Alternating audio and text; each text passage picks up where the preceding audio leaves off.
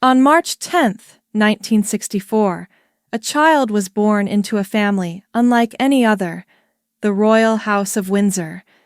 The new arrival was Edward Antony Richard Louis, the youngest child of Queen Elizabeth II and Prince Philip.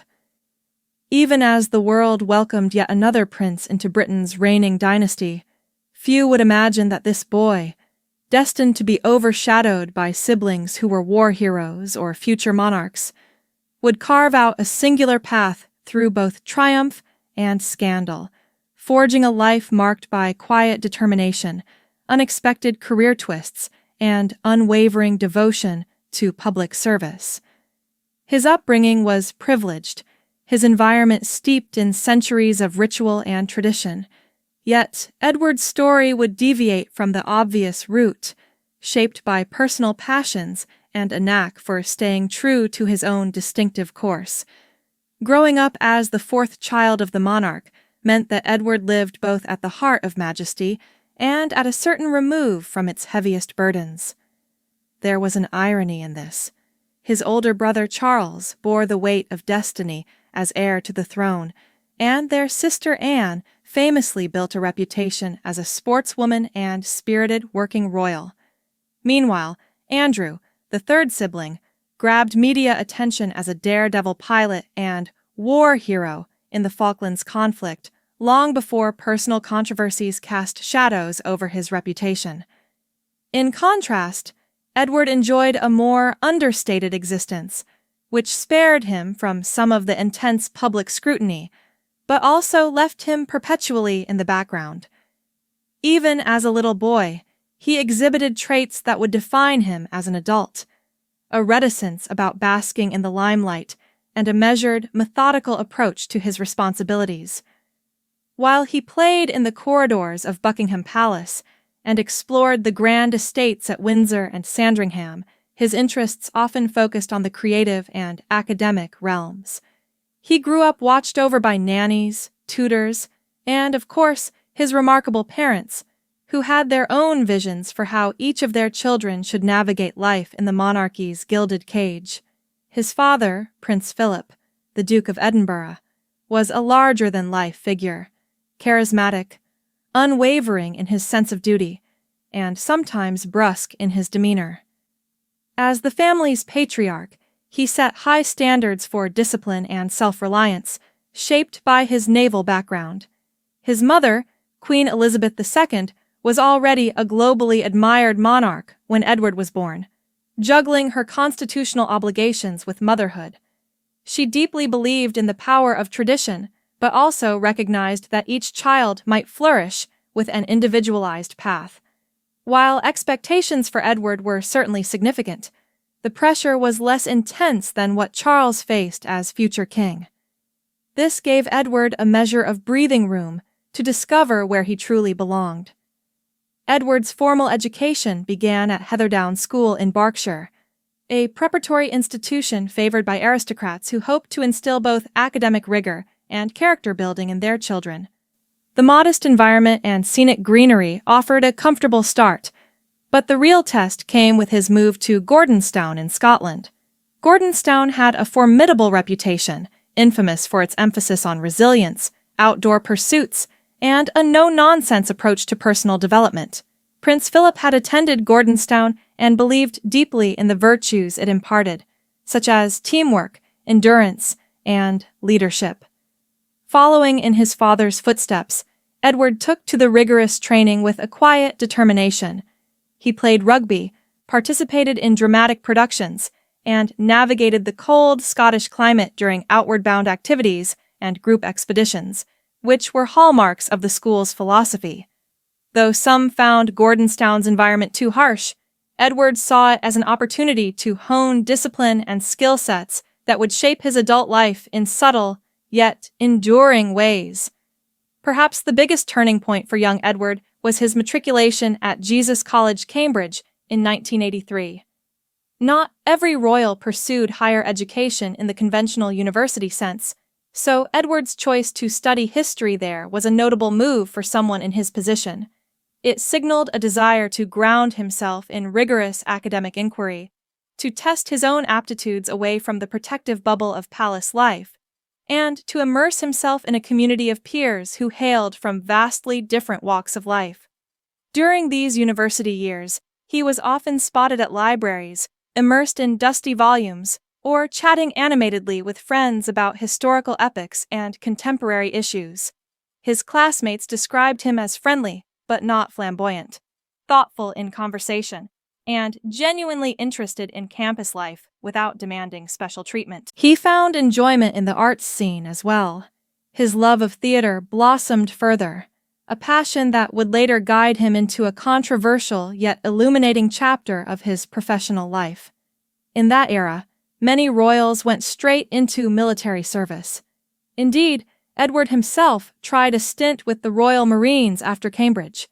The Royal Marines were considered an elite force, and Prince Philip had particularly high hopes that Edward would find his niche in the armed forces. However, after only a few months, Edward concluded that a lifelong career in the military did not suit his temperament or aspirations. This decision triggered a media storm of criticism. Tabloids labeled him soft, insinuated that he lacked the courage of his brother Andrew, and ridiculed him for leaving before completing his training. Yet, behind the headlines, Edward had the quiet support of the Queen, who trusted his judgment in forging a course that aligned better with his interests. Though the episode was fraught with embarrassment, especially for the famously stoic Prince Philip, Edward's choice marked his determination to act authentically. Rather than stay locked into an unsuitable path, he had the resolve to say, "This isn't for me," and chart a new direction, even if that direction was distinctly unroyal by traditional standards. That new direction turned out to be the world of theater and television production, which might sound curious for a prince trained amid the pomp of Buckingham Palace. Edward's interest in the performing arts wasn't frivolous. He had already explored stage productions at Gordonstoun and had become fascinated by the power of storytelling. After leaving the Marines, he found work in the realm of theater under the legendary Andrew Lloyd Webber, joining in various capacities for famed musicals like Cats and The Phantom of the Opera. This vantage allowed Edward to understand the mechanics of production, the artistry behind stagecraft, and the teamwork required to bring a theatrical vision to life. It was an invigorating setting, glamorous yet fraught with creative challenges, entirely different from the stoic environment of a royal palace. Edward showed genuine enthusiasm for the job, though the press was sometimes merciless. They questioned why a prince who could enjoy a life of ease was chasing the precarious world of entertainment. But for Edward, the stage and the camera lens offered something he had yearned for, a space for creative expression and personal agency. Ultimately, this fascination with media led him to found his own production company, Ardent Productions, in 1993. He hoped to specialize in documentaries that explored historical narratives and the heritage of the royal family, topics he had studied extensively at Cambridge and, of course, lived through. Early endeavors by Ardent included documentaries about royal history and other historical themes, and Edward himself appeared in front of the camera, lending his personal insights. The project seemed to hold promise, but producing television content under the shadow of monarchy was trickier than he might have anticipated. Critics complained that many of the programs lacked a certain sophistication, an editorial spark that would distinguish them in a competitive media market. Worse yet, allegations arose that the production company capitalized on Edward's royal connections, giving Ardent an unfair advantage when it came to access and sponsorship. Detractors were quick to label these documentary efforts as vanity projects. Matters reached a fever pitch in 2001 when Ardent Productions was accused of surreptitiously filming Prince William while William was a student at the University of St. Andrews in Scotland. This filming appeared to violate an unwritten agreement between the palace and the press that William be allowed a private university experience. The scandal reverberated through the royal household, triggering annoyance, even anger, from the Queen and Charles, who believed that Edward had failed to keep proper boundaries. Whether the intrusion was intentional or a misunderstanding, It cemented the media narrative of Edward as a failed prince-turned-producer, tarnishing Ardent's reputation beyond repair. By 2002, Edward had stepped away from the company, acknowledging that his role as a media entrepreneur was in conflict with his royal duties, and that the best way forward was to devote himself full-time to serving the crown. Yet, just as his career pivoted more definitively toward royal responsibilities, Edward also experienced a milestone that forever changed his personal life: his marriage to Sophie Rhys-Jones. Sophie was a public relations professional, someone outside aristocratic circles yet grounded in the corporate world, possessed of a down-to-earth charm that resonated with Edward's own quieter disposition. Their wedding, held on June 19, 1999, at St. George's Chapel in Windsor Castle, was deliberately more understated than the grandiose spectacles of earlier royal weddings. With around 560 guests instead of thousands, the ceremony exuded an aura of respectful restraint, reflecting the couple's preference for modesty. That day, Edward received his new title, Earl of Wessex. Sophie became the Countess of Wessex, setting the stage for a partnership that would soon be recognized as one of the most stable, scandal-free alliances in the House of Windsor. The public's initial fascination with Sophie might have stemmed from her middle-class background and her relative unfamiliarity with the lofty traditions of the monarchy. But her friendly manner, professionalism, and sincere commitment to charitable causes quickly won over British society. The press, after years of hounding, discovered that Edward and Sophie lived a life far more relaxed than some might expect. They eventually settled at Bagshot Park in Surrey, which became their serene home base. The couple's two children, Lady Louise Windsor, born in 2003, and James, Viscount Severn, born in 2007, were brought up with an emphasis on normalcy.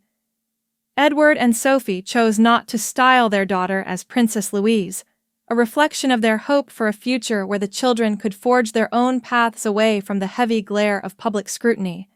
In many ways, the stability of Edward's marriage starkly contrasted with the tumult faced by other members of the royal family, further defining him as the steady, unassuming son who quietly got on with life. By stepping back from ardent productions, Edward opened the door to a new chapter dedicated almost entirely to royal engagements, charitable patronages, and the intricate tapestry of public service. Over the years, he took on the role of patron or trustee for more than 70 organizations, each focusing on fields from education to the performing arts and sports. His involvement with these groups often went beyond cursory appearances. He liked to be hands-on. For instance, he actively supported institutions like the National Youth Theatre, leveraging his love of theater to inspire young talent. He also became a figurehead for various sports associations, building on his experiences at Gordonstoun and the discipline that environment had ingrained in him. The transformation was striking. In the tabloids, the same man once mocked for leaving the Royal Marines and struggling in the media business now found respect as a determined royal ambassador who traveled far and wide, carrying out hundreds of engagements each year with quiet competence. The keystone of Edward's public work, however, would revolve around the Duke of Edinburgh's Award, a youth development program established by his father, Prince Philip, decades earlier. This program encourages young people worldwide to cultivate leadership, physical fitness, and community service through progressive, challenging activities. Over time, the Duke of Edinburgh's Award grew into a global network, inspiring millions to push their personal boundaries.